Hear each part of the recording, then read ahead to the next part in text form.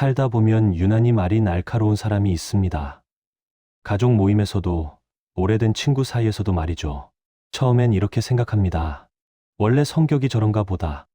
그런데 나이가 들수록 그 말들이 그냥 지나가지 않습니다.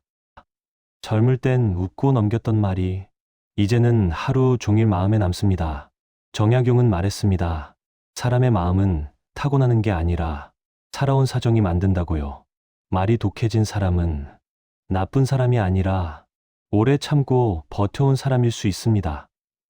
오늘은 상처가 많은 사람이 왜 점점 독해지는지 그 말 뒤에 숨은 마음을 함께 들여다보겠습니다. 어느 날 버스 정류장에서 한 어르신을 만났습니다. 좀 비켜주시겠어요?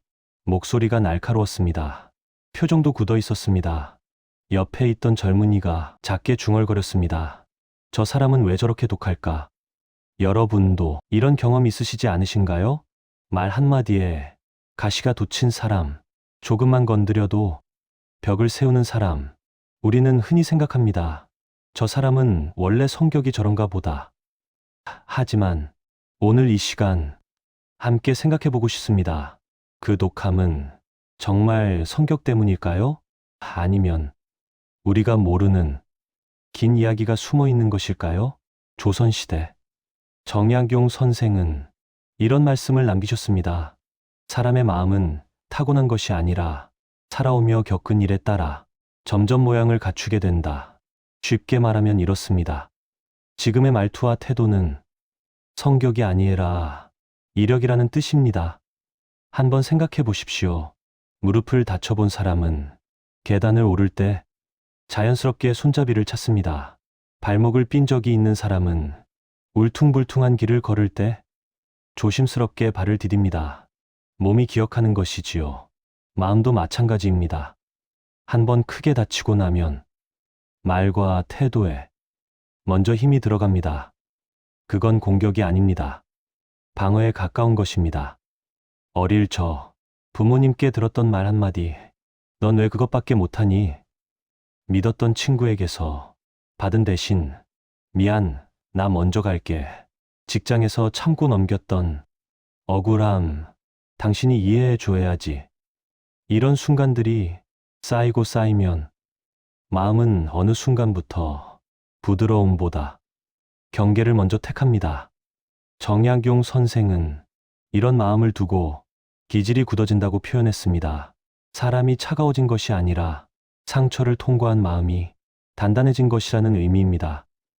마치 도자기를 구울 때 높은 온도를 거쳐야 단단해지듯이 말입니다. 길을 걷다 보면 이런 풍경을 보게 됩니다. 어느 할머니께서 손주에게 말씀하십니다. 너무 기대하지 마라. 실망만 커진다.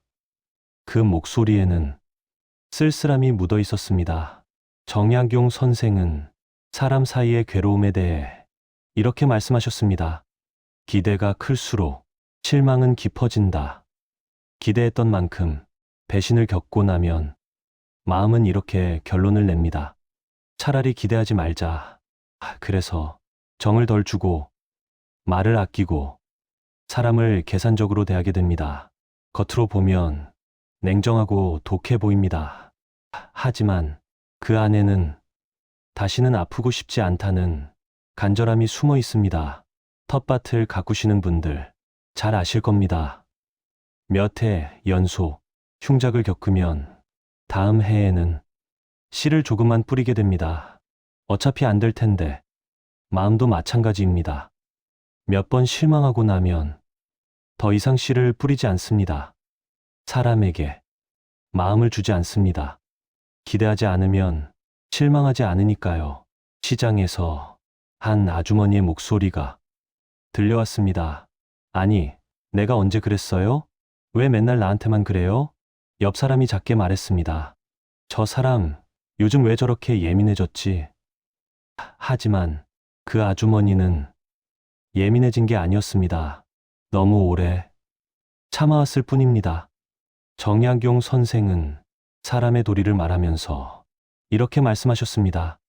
지나친 인내는 도리의 본뜻을 해친다. 늘 참아온 사람, 늘 이해해준 사람, 늘 자기 몫을 뒤로 미뤄온 사람은 어느 순간 마음의 여유가 남아있지 않습니다. 그래서 사소한 말에도 예민해지고 작은 일에도 날이 서게 됩니다. 이건 성격이 나빠진 게 아닙니다. 마음이 너무 오래 쉬지 못했다는 신호입니다. 밤새 잠을 못 잔 날, 아침에 몸이 피곤합니다. 그럴 때는 사소한 소리에도 짜증이 납니다. 마음도 지치면 거칠어집니다. 분노라는 감정은 나쁜 것이 아닙니다. 정약용 선생도 분노를 나쁜 감정으로만 보지 않으셨습니다. 다만 다루지 못하면 사람을 해친다고 보셨습니다. 상처가 많은 사람에게 분노는 잠시 자신을 지켜주는 보호막처럼 느껴집니다. 화를 내면 더 이상 건드리지 않는다는 걸 경험으로 배웠기 때문입니다. 그래서 분노의 말이 습관이 됩니다. 이건 악의가 아닙니다. 통증의 표현입니다. 옛날 이야기 하나 들려드리겠습니다. 어느 마을에 과묵한 할아버지가 계셨습니다. 사람들은 말했습니다. 저 영감은 무뚝뚝해. 하지만 마을 어르신들은 알고 계셨습니다. 젊었을 때 그분은 마음이 따뜻했다고, 사람들에게 진심을 다했다고. 그런데 한 번은 어려운 친구를 도와줬다가 오히려 배신을 당했습니다. 또 한 번은 속마음을 털어놨다가 뒤에서 놀림을 당했습니다. 그 이후로 그분은 말을 아끼게 되셨습니다. 정약용 선생은 사람의 진심이 가볍게 다뤄질 때의 상처를 가장 큰 모욕이라 하셨습니다. 진심을 보였는데 무시당했고, 마음을 열었는데 이용당했던 기억은 오래 남습니다. 그래서 상처가 많은 사람일수록 강한 말투를 선택합니다. 손주 앞에서는 웃지만 혼자 있을 때 허리를 쓸어내리는 어르신처럼 보여주는 모습과 속마음은 다를 수 있습니다. 그 독함 뒤에는 숨기고 싶었던 약함이 자리하고 있는 것입니다. 정약용 선생은 사람의 마음을 물에 비유하셨습니다. 흐르지 않으면 맑지 않게 된다. 상처를 흘려보내지 못하고 마음속에 쌓아두면 그 감정은 모양을 바꿔 남습니다. 그게 독함처럼 보일 뿐입니다. 연못을 생각해 보십시오. 물이 흐르지 않으면 이끼가 끼고 탁해집니다. 하지만 맑은 물이 흘러들면 조금씩 다시 깨끗해집니다. 마음도 마찬가지입니다. 상처를 계속 붙잡고 있으면 마음은 탁해집니다.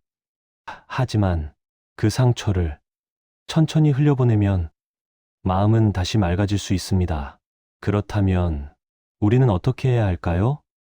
먼저 자신에게 말해 보십시오. 나는 독한 사람이 아니다. 많이 견뎌온 사람이다. 이 한 문장만으로도 마음이 조금 가벼워집니다. 둘째, 오늘 하루 한 번만이라도 자신에게 물어보십시오. 지금 내가 화가 난 건 상대방 때문일까?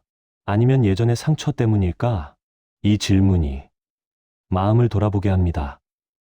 셋째, 하루에 한 번 따뜻한 물 한 잔을 천천히 마셔보십시오. 물이 목을 타고 내려가는 느낌을 느껴보십시오. 그리고 생각해 보십시오. 지금 이 순간만큼은 아무 걱정 없이 따뜻하다.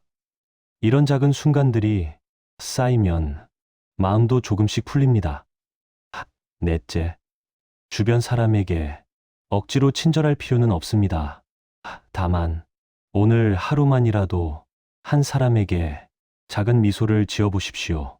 길에서 마주친 이웃에게, 가게 주인에게, 버스 기사님에게 그 미소가 상대방에게 전해지는 것이 아니라 나 자신에게 먼저 전해집니다. 마음이 조금씩 녹기 시작합니다.